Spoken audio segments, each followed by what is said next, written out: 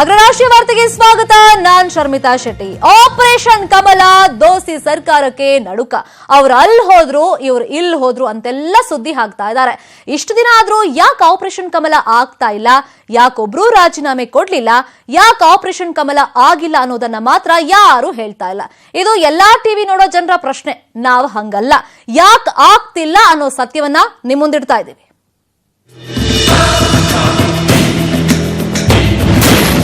Operation ಕಮಲ ನಿಜಕ್ಕೂ ಆಗ್ತಿದ್ಯಾ? ಎಲ್ಲದಕ್ಕೂ ನ್ಯೂಸ್ 18 ಬಳಿ ಇದೆ ಉತ್ತರ. ಕುಮಾರಸ್ವಾಮಿ ಜೊತೆ ಯಾವಾಗ ಕಾಂಗ್ರೆಸ್ ಕೈ ಜೋಡಿಸಿದ್ರೋ, ಯಾವಾಗ 3 ದಿನದ ಮುಖ್ಯಮಂತ್ರಿ ಎಂಬ ಹಣೆಪಟ್ಟಿ ಯಡಿಯೂರಪ್ಪ ಪಾಲಿಗೆ ಬಂತೋ, ಆಗಿನಿಂದಲೂ ಆಪರೇಷನ್ ಕಮಲ ಮಾಡಿ ಸರ್ಕಾರ ರಚಿಸಲು ಬಿಜೆಪಿ ಪ್ರತಿದಿನವೂ ಸರ್ಕಸ್ ಮಾಡ್ತಿದೆ. ಪ್ರತಿದಿನದ ಡೆವಲಪ್ಮೆಂಟ್ ಬಗ್ಗೆ ಸುದ್ದಿ ಬರ್ತಾನೆ ಇದೆ. ಆದ್ರೆ ಆಪರೇಷನ್ ಕಮಲ ಯಾಕಾಗಿಲ್ಲ ಅನ್ನೋದಕ್ಕೆ ಉತ್ತರ ನ್ಯೂಸ್ 18ಗೆ ಸಿಕ್ಕಿದೆ. ಆಪರೇಷನ್ ಕಮಲ ನಿಜವಾಗ್ಲೂ ಆಗ್ತಿದೆ, ಆದರೆ ತಡ ಆಗ್ತಿದೆ ಅನ್ನೋದು ಅಧಿಕೃತ. ಆಪರೇಷನ್ ಕಮಲ ಯಾಕೆ ಆಗಿಲ್ಲ? ಬಿಜೆಪಿಯ ಸಂಖ್ಯಾಬಲ ಇರೋದು ಬರೀ 104, ಆದರೆ ಕಾಂಗ್ರೆಸ್ ಜೆಡಿಎಸ್ ದೋಸ್ತಿಗಳ ಹತ್ರ ಇರೋದು 118 ಸೀಟು. ಬಿಜೆಪಿ ಸರ್ಕಾರ ರಚಿಸೋದಕ್ಕೆ ಕಡಿಮೆ ಅಂದ್ರೂ 9 ಶಾಸಕರ ಬಲ ಬೇಕೇ ಬೇಕು. ಆದರೆ 12ರಿಂದ 15 ಶಾಸಕರು ರಾಜೀನಾಮೆ ಕೊಟ್ಟು ಬಂದ್ರಷ್ಟೇ ಬಿಜೆಪಿಗೆ ಬಲ, ದೋಸ್ತಿ ಶಕ್ತಿ ಕುಂದಿಸೋದಕ್ಕೆ ಸಾಧ್ಯ. ಹೀಗಾಗಿಯೇ ಬಿಜೆಪಿ ಇನ್ನೂ ಕಾದು ನೋಡುವ ತಂತ್ರವನ್ನ ಮಾಡ್ತಿದೆ. ಬಿಜೆಪಿ ಸಭೆ ಮುಗಿದ್ರೂ ದೆಹಲಿಯಲ್ಲೇ ಉಳಿದಿದ್ಯಾಕೆ? ರಾಜ್ಯ ಬಿಜೆಪಿ ಶಾಸಕರು, ಸಂಸದರ ಜೊತೆ ಬಿಜೆಪಿ ರಾಷ್ಟ್ರೀಯ ಅಧ್ಯಕ್ಷ ಅಮಿತ್ ಶಾ, ಪ್ರಧಾನಿ ಮೋದಿ ಲೋಕಸಭೆ ಎಲೆಕ್ಷನ್ ತಯಾರಿ ಬಗ್ಗೆ ಮಾತನಾಡಬೇಕಿತ್ತು. ಆದರೆ 2 ದಿನದಲ್ಲಿ ಬಿಜೆಪಿ ನಾಯಕರು ಚರ್ಚಿಸಿದ್ದು 4 ಗಂಟೆ ಅಷ್ಟೇ. ಆ ಸಭೆಗೂ ಮೋದಿಯವರಾಗ್ಲಿ ಅಮಿತ್ ಶಾ ಅವರಾಗ್ಲಿ ಬರ್ಲಿಲ್ಲ. ಆಗ್ಲೇ ಗೊತ್ತಾಗಿದ್ದು ಬಿಜೆಪಿಯ ಎಲ್ಲಾ 104 ಶಾಸಕರನ್ನ ಒಂದೇ ಕಡೆ ಕೂಡಿ ಹಾಕೋಕೆ ಈ ಸಭೆ ಕರೆದಿದ್ದು ಅನ್ನೋದು. ಅಷ್ಟಕ್ಕೂ ಬಿಜೆಪಿ ನಾಯಕರ ಪ್ಲಾನ್ ಏನು? ಇದು ಈಗ ಎಲ್ಲರನ್ನ ಕಾಡ್ತಾ ಇರೋ ಪ್ರಶ್ನೆ. ಯಾಕಪ್ಪ ಬಿಜೆಪಿ ನಾಯಕರು ಸಭೆ ಮುಗಿದ್ರೂ ದೆಹಲಿಯಲ್ಲೇ ಇದ್ದಾರೆ ಅಂತ. ಆದರೆ ಇವತ್ತು ಯಡಿಯೂರಪ್ಪ, ಸದಾನಂದಗೌಡ, ಶೋಭಾ ಕರಂದ್ಲಾಜೆ ಕೊಟ್ಟ ಭಿನ್ನ ಹೇಳಿಕೆಗಳನ್ನ ಕೇಳಿದ್ರೆ ಸಾಕು, ಇದೆಲ್ಲ ಆಪರೇಷನ್ ಕಮಲದ ಮುನ್ಸೂಚನೆ ಅನ್ನೋದು. ಯಡಿಯೂರಪ್ಪ 2 ದಿನದ ರೆಸ್ಟ್ ಮಾಡ್ತಾರೆ ಅಂದ್ರೆ ಸದಾನಂದಗೌಡ ಎಲ್ಲಿಗೆ ಹೋಗ್ತಾ ಇದೀವಿ ಅಂತಾನೆ ಹೇಳಲಿಲ್ಲ. ನಾಳೆನೂ ಇಲ್ಲಿದ್ದು ನಂತರ ನಾವೆಲ್ಲರೂ ಸಹ ನಮ್ಮ ಕ್ಷೇತ್ರಗಳು ಹೋಗ್ತೇವೆ. ನಾಳೆ ಹೋಗ್ತಾ ಇದ್ದೀರಾ ಸರ್? ನಾಳೆ ಹೋಗ್ತಾ ಇದ್ದೀರಾ? ಬಹುಪಾಲು ನಾಳೆ ನಾಡಿದ್ರಲ್ಲಿ ನಾವೆಲ್ಲ ವಾಪಸ್ಸು ನಮ್ಮ ಕ್ಷೇತ್ರಗಳು ಹೋಗ್ತೇವೆ. ನೀವು ಬೆಂಗಳೂರು ಹೋಗ್ತಾ ಇದ್ದೀರಾ ಸರ್? ಇಲ್ಲ, ನಾನು ನಾಳೆ ಅಥವಾ ನಾಡಿದ್ದು ಹೋಗ್ತೇನೆ. ಅವರವರ ಮನೆಗಳಿಗೆ, ಅವರವರ ಊರುಗಳಿಗೆ ಹೋಗ್ತಾರೆ. ಹೊರಟ್ರಲ್ಲ ನಿಮ್ಮ ಎದುರಿನಲ್ಲ, ಇಲ್ಲಿಂದ ಗೊತ್ತಿಲ್ಲಪ್ಪ, ನೀವೇ ಬೆಂಗಳೂರಿಗೆ ಹೊರಟ್ರಾ? ನೋಡಿ ಈಗ KB1ಗೆ, KB2ಗೆ ಮತ್ತೆ ಬೇರೆ ಬೇರೆ ಹೋಟೆಲ್ಗಳಿಗೆ ಹೋಗಿ ಅವರವರ ಲಗೇಜ್ ಎತ್ಕೊಂಡು ಅವರವರು ಹೋಗ್ತಾರೆ. ಅವರ ಯಾವುದೇ ಮಾತಿಗೆ ಕಿವಿಗೊಡುವುದಿಲ್ಲ. ನಾವೆಲ್ಲ ಒಟ್ಟಾಗಿ ಭಾರತೀಯ ಜನತಾ ಪಾರ್ಟಿಯ ಕಾರ್ಯಕರ್ತರಾಗಿ ಇರ್ತೀವಿ. ಅದಕ್ಕಾಗಿ ನಾವು ಡೆಲ್ಲಿಯಲ್ಲೇ ಇರ್ತೀವಿ, ನಿಮ್ ಜೊತೆನೇ ಇರ್ತೀವಿ ಅನ್ನುವಂತ ಭರವಸೆಯನ್ನ ಯಡಿಯೂರಪ್ಪನವರಿಗೆ ಕೊಟ್ಟಿದ್ದಾರೆ.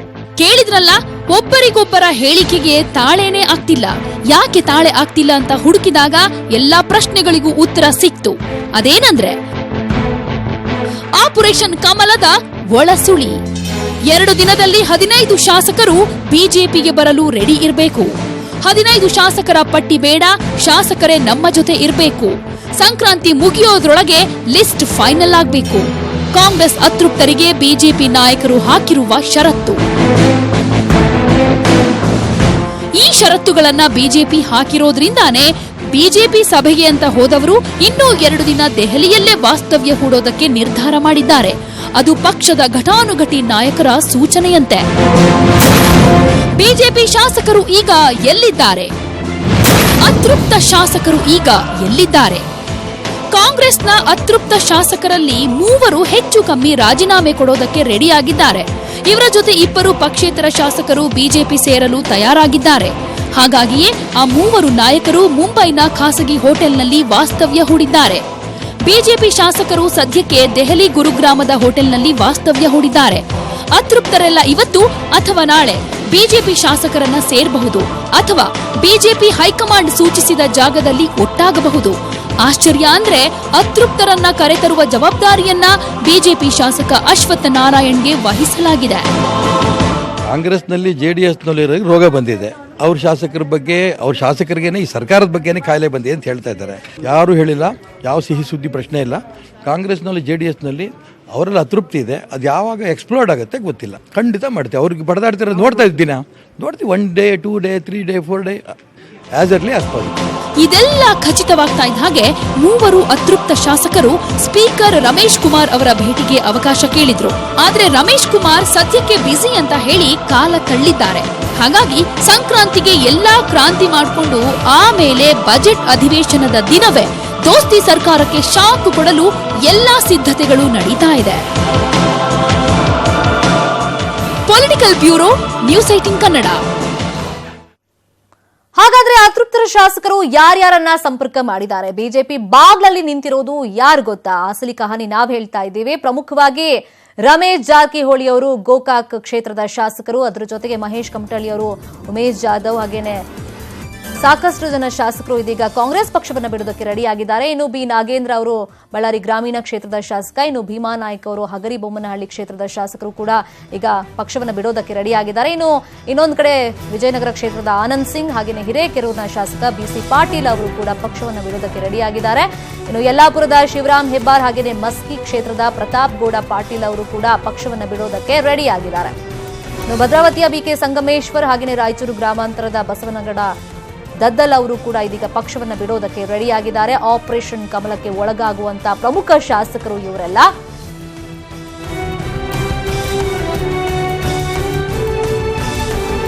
ಶಿರಾ ಕ್ಷೇತ್ರದ ಸತ್ಯನಾರಾಯಣ ಶಾಸಕರು, ಹಾಗೇನೆ ತುಮಕೂರು ಗ್ರಾಮಾಂತರ ಗೌರಿಶಂಕರ್, ದಾಸರಹಳ್ಳಿಯ ಮಂಜುನಾಥ್ ಅವರು ಕೂಡ ಪಕ್ಷವನ್ನು ಬಿಡೋದಕ್ಕೆ ತುದಿಗಾಲಲ್ಲಿ ನಿಂತಿದ್ದಾರೆ. ಇನ್ನು ರಾಣೆಬೆನ್ನೂರಿನ ಆರ್ ಶಂಕರ್, ಹಾಗೇನೆ ಮುಳುಬಾಗಿಲು ಕ್ಷೇತ್ರದ H ನಾಗೇಶ್ ಅವರು ಕೂಡ ಇದೀಗ ಸದ್ಯಕ್ಕೆ ಕಣ್ಮರೆಯಾಗಿದ್ದಾರೆ. ಪಕ್ಷೇತರ ಶಾಸಕರು ಇವರಿಬ್ರು ಕೂಡ ಇದೀಗ ಬಿಜೆಪಿಗೆ ಸಪೋರ್ಟ್ ಮಾಡ್ತಾರೆ ಅಂತ ಹೇಳಲಾಗ್ತಾ ಇದೆ.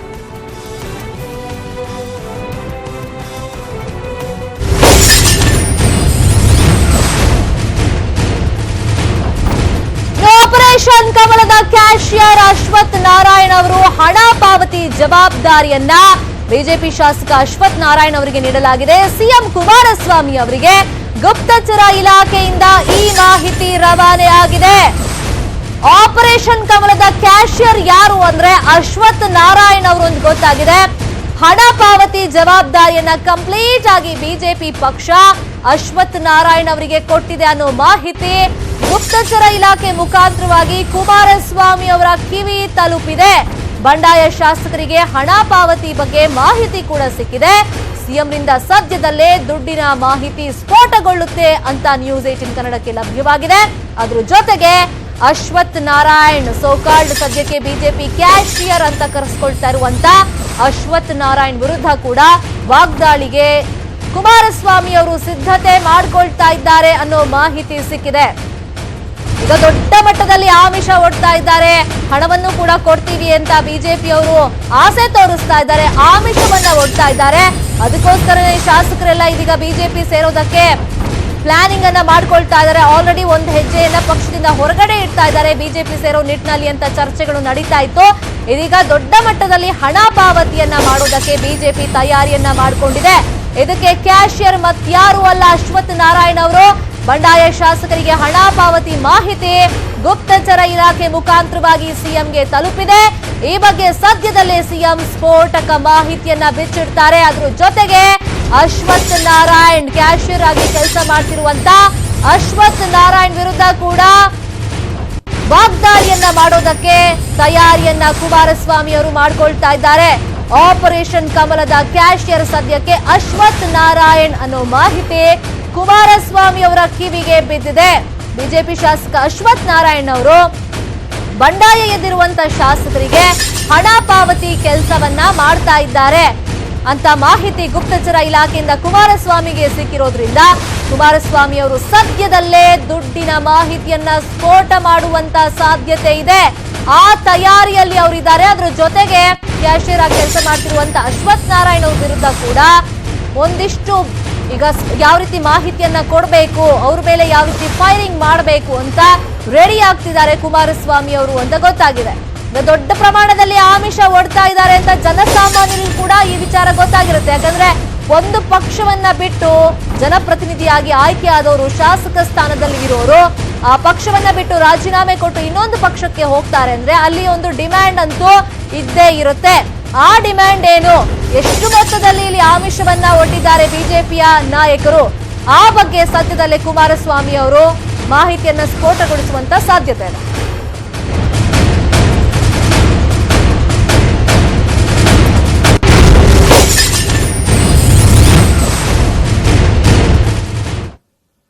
ಇನ್ನು ಆಪರೇಷನ್ ಕಮಲದ ಕ್ಲೈಮ್ಯಾಕ್ಸ್ ಬಗ್ಗೆ ಸಿಎಂ ಸಿಕ್ಕಾಪಟ್ಟೆ ಗರಂ ಆದ್ರು, ಆಮೇಲೆ ಕೂಲ್ ಆದ್ರು. ನಾವು ಆಪರೇಷನ್ ಮಾಡಬಹುದು ಆದ್ರೆ ಮಾಡಲ್ಲ ಅಂತಾನೂ ಹೇಳಿದ್ರು.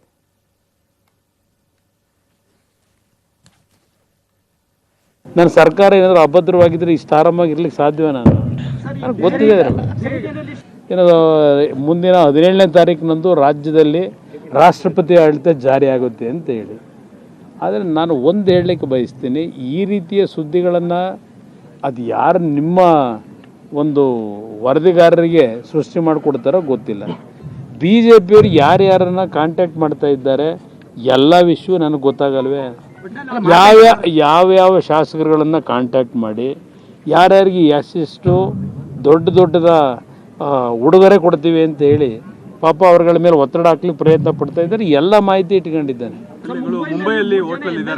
ನನ್ನ ಜೊತೆ ನಿರಂತರವಾದ ಸಂಪರ್ಕದಲ್ಲಿ ಆ 3 ಜನವೂ ಇದ್ದಾರೆ. ಮುಂಬೈಗೆ ಹೋಗ್ತಕ್ಕಂಥ ವಿಷಯದಲ್ಲಿ ಕೆಲವು ಶಾಸಕರು ನನ್ನ ಗಮನಕ್ಕೆ ತಂದೇ ಹೋಗಿದ್ದಾರೆ.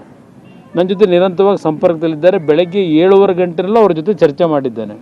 ಅದರಿಂದ ಅವ್ರದ್ದು ಯಾವುದೋ ಒಂದು ವೈಯಕ್ತಿಕವಾದಂಥ ಕಾರಣಗಳಿಗೆ ಹೋಗಿರ್ತಕ್ಕಂಥದ್ದೇನಿದೆ, ಅದಕ್ಕೆ ರಾಜಕೀಯ ಬೆರೆಸ್ತಕ್ಕಂಥ ಅವಶ್ಯಕತೆ ಇಲ್ಲ. ಈ ಸರ್ಕಾರ 5 ವರ್ಷ ಇರ್ತಿದೆ, ಏನು ತೊಂದರೆ ಇಲ್ಲ, ಭದ್ರವಾಗಿರ್ತೀನಿ. ಯಾವ ರೀತಿ ಸರ್ಕಾರ ಉಳಿಸ್ಬೇಕು ಅನ್ನೋದು ಗೊತ್ತಿದೆ. ಈಗಾಗಲೇ ನಮ್ಮ ಒಂದು ಮೈತ್ರಿ ಸರ್ಕಾರದಲ್ಲಿ 120 ಶಾಸಕರ ಬೆಂಬಲ ಇದ್ದಾಗ ನಾನು ಬಿಜೆಪಿಯಿಂದ ಯಡಿಯೂರಪ್ಪನವ್ರ ಹಿಂದೆ 20 ಜನದ ರಾಜೀನಾಮೆ ಕೊಡಿಸಿದ್ರು. 20 ಜನಗಳ ಕಾಂಗ್ರೆಸ್ JDS ಶಾಸಕರ ರಾಜೀನಾಮೆ ತಗೊಂಡು ಚುನಾವಣೆಗೆ ಕಾರಣಕರ್ತರೇನಿದ್ದಾರೆ, ಆ ರೀತಿ ನಾನು ಮಾಡಬೇಕು ಅನ್ನೋದು ಇದ್ದಿದ್ರೆ ಇಷ್ಟೊತ್ತಿಗೆ ಎಷ್ಟು ಜನದ ರಾಜೀನಾಮೆ ಕೊಡಿಸ್ಲಿಕ್ಕೆ ಅವಕಾಶಗಳಿತ್ತು. ನಾನು ಅಧಿಕಾರ ದುರುಪಯೋಗ ಪಡಿಸ್ಕೊಳ್ಳಿಕ್ಕೆ ಹೋಗಿಲ್ಲ. ಯಾರಿಗೂ ಯಾವುದೇ BJP ಶಾಸಕರಿಗೆ ಒತ್ತಾಯವನ್ನು ನಾನು ಹಾಕ್ಲಿಕ್ಕೆ ಹೋಗಿಲ್ಲ. ಯಡಿಯೂರಪ್ಪನವರು ಪಾಪ ಏನು ಕಸರತ್ತು ಮಾಡ್ತಾ ಇದ್ದಾರೆ. 104 ಮತ್ತು ನಾನು ಹೇಳಿದ್ದೀನ ಶಾಸಕರನ್ನೆಲ್ಲ ಅಲ್ಲಿ ಕರ್ಕೊಂಡು ಗುಂಪು ಮಾಡ್ಕೊಂಡು ಏನೋ ಅವರೆಲ್ಲ ಸೇರಿ ಅಲ್ಲಿಂದ ರೆಸಾರ್ಟ್ನಲ್ಲಿ ಯಾವ ಶಾಸಕನ ಹೆಸರಿನಲ್ಲಿ BJPಯ ಶಾಸಕನ ಹೆಸರಿನಲ್ಲಿ ಮುಂಬೈನಲ್ಲಿ ಯಾವ ರೆಸಾರ್ಟ್ನಲ್ಲಿ ರಿಸರ್ವೇಷನ್ ಮಾಡಿದ್ದಾರೆ, ಎಷ್ಟು ರೂಮ್ಗಳು ರಿಸರ್ವೇಷನ್ ಮಾಡ್ಕೊಂಡಿದ್ರು ಮಾಹಿತಿ ನನ್ನ ಹತ್ರ ಇಲ್ವೇ? ಇನ್ನು ಸಿಎಂಗೆ ರೆಸಾರ್ಟ್ ರಾಜಕೀಯದ ಮಾಹಿತಿಯನ್ನ ಕೊಟ್ಟಿದೆ ಬಿಜೆಪಿ ಅಂತ ಹೇಳಲಾಗ್ತಾ ಇದೆ. ಹೀಗಾಗಿ ಆಪರೇಷನ್ ಕಮಲದ ಗುಟ್ಟನ್ನ ಎಲ್ಲೂ ಕೂಡ ಯಡಿಯೂರಪ್ಪ ಅವರು ಬಿಟ್ಕೊಟ್ಟಿಲ್ಲ. ಇದರಿಂದ ಸಹಜವಾಗಿ ಬೆಂಗಳೂರಿನ ಪ್ರಭಾವಿ ಶಾಸಕರೊಬ್ರು ಕೋಪಗೊಂಡಿದ್ದಾರೆ ಯಡಿಯೂರಪ್ಪ ಅವರ ಮೇಲೆ ಅಂತ ಗೊತ್ತಾಗಿದೆ. ಎಲ್ಲೂ ಕೂಡ ಯಡಿಯೂರಪ್ಪ ಅವರು ಈ ಬಗ್ಗೆ ಬಾಯಿ ಬಿಟ್ಟಿಲ್ಲ, ಯಾರಿಗೂ ಕೂಡ ಮಾಹಿತಿಯನ್ನ ಕೊಟ್ಟಿಲ್ಲ. ಹಾಗಾಗಿ ಬೆಂಗಳೂರಿನ ಪ್ರಭಾವಿ ಬಿಜೆಪಿ ಶಾಸಕರೊಬ್ರು ಗರಂ ಆಗಿದ್ದಾರೆ. ಸಿಎಂಗೆ ರೆಸಾರ್ಟ್ ರಾಜಕೀಯದ ಬಗ್ಗೆ ಮಾಹಿತಿ ಕೊಟ್ಟಿದೆ ಬಿಜೆಪಿ ಅಂತೆ. ಹೀಗಾಗಿ ಆಪರೇಷನ್ ಕಮಲದ ಗುಟ್ಟನ್ನ ಯಡಿಯೂರಪ್ಪ ಅವರು ಬಿಟ್ಕೊಟ್ಟಿಲ್ಲ. ಇದರಿಂದ ಕೋಪಗೊಂಡಿದ್ದಾರೆ ಬೆಂಗಳೂರಿನ ಪ್ರಭಾವಿ ಬಿಜೆಪಿಯ ಶಾಸಕರೊಬ್ರು. ಬೆಂಗಳೂರು ಜವಾಬ್ದಾರಿಯನ್ನ ಕೇಳಿದ್ದಾರೆ. ಅಶ್ವಥ್ ನಾರಾಯಣ್ ಅವರು ಡಿಮ್ಯಾಂಡ್ ಅನ್ನ ಇಟ್ಟಿದ್ದಾರೆ. ಅಶ್ವಥ್ ನಾರಾಯಣ್ ಬೇಡಿಕೆಗೆ ಓಕೆ ಅಂತ ಕೂಡ ಯಡಿಯೂರಪ್ಪ ಅವರು ಹೇಳಿದ್ದಾರೆ ಅಂತ ಸದ್ಯಕ್ಕೆ ಸಿಗ್ತಾ ಇರುವಂತ ಮಾಹಿತಿ ಹೇಳಿದ್ದಾರೆ ಅಂತ ಹೇಳಲಾಗ್ತಾ ಇದೆ.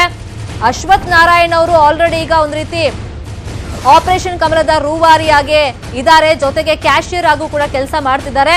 ಸರಿ, ನಾನು ಆಪರೇಷನ್ ಕಮಲ ಸಕ್ಸಸ್ ಮಾಡಿಸ್ಕೊಡ್ತೀನಿ, ನನಗೆ ಬೆಂಗಳೂರು ಉಸ್ತುವಾರಿ ಬೇಕು, ಬೆಂಗಳೂರು ಜವಾಬ್ದಾರಿ ಬೇಕು, ನಾನು ನೋಡ್ಕೊಳ್ತೀನಿ ಬೆಂಗಳೂರಲ್ಲಿ ಬಿಜೆಪಿ ಪಕ್ಷವನ್ನ ಅಂತ ಒಂದು ಡಿಮ್ಯಾಂಡ್ ಅನ್ನ ಇಟ್ಟಿದ್ದಾರೆ. ಅದಕ್ಕೆ ಯಡಿಯೂರಪ್ಪ ಅವರು ಕೂಡ ಓಕೆ ಅಂತ ಹೇಳಿದ್ದಾರೆ ಅಂತ ಹೇಳಲಾಗ್ತಾ ಇದೆ. ಇಲ್ಲಿ ಪ್ರಮುಖವಾಗಿ ಬೆಂಗಳೂರಿನ ಪ್ರಭಾವಿ ಬಿಜೆಪಿ ಶಾಸಕರನ್ನ ಈ ಎಲ್ಲಾ ಆಪರೇಷನ್ ನ ಪ್ರೋಸೆಸ್ ಇಂದ ಯಡಿಯೂರಪ್ಪ ಅವರು ದೂರ ಇಟ್ಟಿದ್ದಾರೆ. ಇನ್ನು ಶಬರಿಮಲೆಯಲ್ಲಿ ಸಂಕ್ರಾಂತಿ ನಿಮಿತ್ತ ಮಕರ ಜ್ಯೋತಿಯ ದರ್ಶನ ಆಗಿದೆ. ಅಯ್ಯಪ್ಪ ಮಾಲೆ ಧರಿಸಿದ ಭಕ್ತರು ವಿವಿಧ ರಾಜ್ಯಗಳಿಂದ ಶಬರಿಮಲೆಗೆ ಬಂದು ಮಕರ ಜ್ಯೋತಿ ದರ್ಶನ ಪಡೆದರು.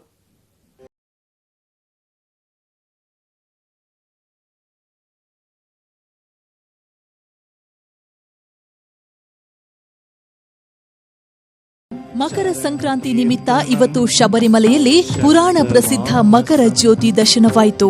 ಮಕರ ಜ್ಯೋತಿ ದರ್ಶನಕ್ಕೂ ಮೊದಲು ಅಯ್ಯಪ್ಪನ ಆಭರಣಗಳನ್ನ 80 ಕಿಲೋಮೀಟರ್ ದೂರದಲ್ಲಿರುವ ಪಂದಳಂ ಅರಮನೆಯಿಂದ ಮೆರವಣಿಗೆಯಲ್ಲಿ ತರಲಾಯಿತು. ಅಯ್ಯಪ್ಪನ ಒಡವೆಗಳನ್ನ ದೇಗುಲಕ್ಕೆ 2 ಅರ್ಚಕರು ಹೊತ್ತು ತರುವಾಗ ಭಕ್ತರು ಭಕ್ತಿಯಿಂದ ಉದ್ಘೋಷ ಕೂಗಿದ್ರು. ಅರ್ಚಕರ ಸುತ್ತ ಪೊಲೀಸರು ಅತಿ ಹೆಚ್ಚು ಸಂಖ್ಯೆಯಲ್ಲಿದ್ದು ರಕ್ಷಣೆ ಕೊಟ್ಟರು. ಬೆಳಗಿನ ಜಾವದಿಂದಲೇ ಶಬರಿಮಲೆಯ ಅಯ್ಯಪ್ಪ ದೇಗುಲದಲ್ಲಿ ಭಕ್ತರು ಇರುಮುಡಿ ಹೊತ್ತು ಚಿನ್ನದ ಮೆಟ್ಟಿಲುಗಳನ್ನ ಹತ್ತಿ ದರ್ಶನ ಪಡೆದರು. ಎಲ್ಲಾ ಭಕ್ತರ ಬಾಯಲ್ಲಿ ಹರಿಹರ ಪುತ್ರ ಸ್ವಾಮಿ ಅಯ್ಯಪ್ಪನ ನಾಮಸ್ಮರಣೆ. ಇಡೀ ದಿನ ಪೂಜೆ ಸಲ್ಲಿಸಿದ ಅಯ್ಯಪ್ಪ ಭಕ್ತರು ಮಕರ ಜ್ಯೋತಿ ದರ್ಶನಕ್ಕಾಗಿ ಸಂಜೆವರೆಗೂ ನಾಮಸ್ಮರಣೆಯೊಂದಿಗೆ ಕಾಯುತ್ತಲೇ ಇದ್ರು. ಸಂಜೆಯಾಗುತ್ತಿದ್ದಂತೆ ಬೆಟ್ಟದಲ್ಲಿ ಕಾಣುವ ಜ್ಯೋತಿ ದರ್ಶನಕ್ಕಾಗಿ ಪ್ರಾಂಗಣದಲ್ಲಿ ಒಟ್ಟು ಸೇರಿದ್ರು. ಸಂಜೆಯಾಗ್ತಿದ್ದಂತೆ ಬೆಟ್ಟದಲ್ಲಿ ದಿವ್ಯ ಜ್ಯೋತಿಯ ದರ್ಶನ. ಜ್ಯೋತಿ ನೋಡಿದ ತಕ್ಷಣ ಭಕ್ತರಲ್ಲಿ ಒಂದು ರೀತಿ ಪುಳಕ, ರೋಮಾಂಚನ. ಕಳೆದ ವರ್ಷ ಇದೇ ಸಂಕ್ರಾಂತಿ ದಿನ ಸುಮಾರು 5 ಲಕ್ಷ ಅಯ್ಯಪ್ಪ ಭಕ್ತರು ಸೇರಿದ್ರು. ಆದ್ರೆ ಈ ಬಾರಿ ಮಹಿಳೆಯರ ಪ್ರವೇಶ ವಿಚಾರದಲ್ಲಿ ನಡೆದ ಗದ್ದಲ, ಗಲಾಟೆ, ಹೋರಾಟ, ಪ್ರತಿಭಟನೆ ಕಾವಿಗೆ ಹೆದರಿದ್ದ ಭಕ್ತರು ಬರೀ 2.5 ಲಕ್ಷ ಸಂಖ್ಯೆಯಲ್ಲಿ ಸೇರಿದ್ರು. Bureau report, news 18 Kannada. Siddaganga ಆಸ್ಪತ್ರೆಗೆ ಸುತ್ತೂರು ಶ್ರೀಗಳು ಭೇಟಿ ನೀಡಿ ಶ್ರೀ ಶಿವಕುಮಾರ ಸ್ವಾಮೀಜಿ ಆರೋಗ್ಯವನ್ನು ವಿಚಾರಿಸಿದರು. ಬಳಿಕ ಮಾತನಾಡಿದ ಸುತ್ತೂರು ಶ್ರೀಗಳು, ಸಿದ್ಧಗಂಗಾ ಶ್ರೀಗಳ ಆರೋಗ್ಯ ಹಾಗೇ ಇದೆ. ಕೃತಕ ಹಾಗೂ ಸಹಜ ಉಸಿರಾಟ ಎರಡೂ ಇದೆ. ಸದ್ಯ ಎಲ್ಲಾ ಪ್ಯಾರಾಮೀಟರ್ ಸಹಜವಾಗಿದೆ ಅಂತ ಹೇಳಿದ್ರು. ಏನೋ ಫಿಲ್ಮ್ ಚೇಂಬರ್ ಅಧ್ಯಕ್ಷ ಚಿನ್ನೇಗೌಡ ಹಾಗೆಯೇ ಬಿಜೆಪಿ ಮುಖಂಡ ವಿಜಯೇಂದ್ರ ಕೂಡ ಶ್ರೀಗಳ ಆರೋಗ್ಯವನ್ನು ವಿಚಾರಿಸಿದರು.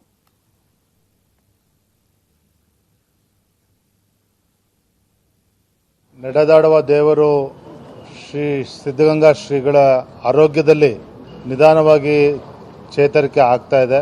ನಮ್ಮೆಲ್ಲರಿಗೂ ವಿಶ್ವಾಸ ಇದೆ, ಬರುವಂಥ ದಿನಗಳಲ್ಲಿ ಇನ್ನೂ ಕೂಡ ಆರೋಗ್ಯ ಚೇತರಿಕೆ ಆಗುತ್ತೆ ಅನ್ನೋ ಒಂದು ವಿಶ್ವಾಸ ನಮ್ಮೆಲ್ಲರಿಗೂ ಇದೆ. ಅವ್ರ ಜೊತೆ ಕೂಡ ಚರ್ಚೆ ಮಾಡೋದ ಸಂದರ್ಭದಲ್ಲಿ ಅವರೇ ಅದನ್ನು ಹೇಳಿರ್ತಕ್ಕಂಥದ್ದು. ಒಂದು ಅಸಿಸ್ಟೆಡ್ ವೆಂಟಿಲೇಷನ್ ಕೊಟ್ಟಿರೋದ್ರಿಂದ ಸ್ವಲ್ಪ ಸಮಯ ತಗೊಳುತ್ತೆ, ಬಟ್ ಸುಧಾರಣೆ ಆಗುತ್ತೆ ಅನ್ನೋ ವಿಶ್ವಾಸ ಡಾಕ್ಟರ್ ಕೂಡ ವ್ಯಕ್ತಪಡಿಸಿದ್ದಾರೆ. ಇದು ಇವತ್ತಿನ ಅಗ್ರ ರಾಷ್ಟ್ರೀಯ ವಾರ್ತೆ. ಇದೀಗ ಪಾಪಿ ಪಾಕಿಸ್ತಾನ ವಿಶೇಷ ಕಾರ್ಯಕ್ರಮ ಪ್ರಸಾರವಾಗುತ್ತೆ. ನೋಡ್ತಾರೆ ನ್ಯೂಸ್ 18 ಕನ್ನಡ. ಜಾಲ ನಮ್ಮದು, ಬಲ ನಿಮ್ಮದು.